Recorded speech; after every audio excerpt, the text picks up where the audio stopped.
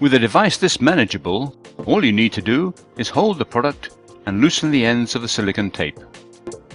Open the loop a little in the plastic support case. Place the penis in its unerected state into the circular rings. Then stretch it a little bit while squeezing the upper part of the device. This will shorten the device a bit. With the other hand, you must take out the glans penis from within the silicone slip knot. Now you must lower the slip knot with the glans penis placed inside and pull gently from both sides. This will ensure leeway for the upper part of the penis, as well as keeping the silicone tape within the channel of the head of the glans penis.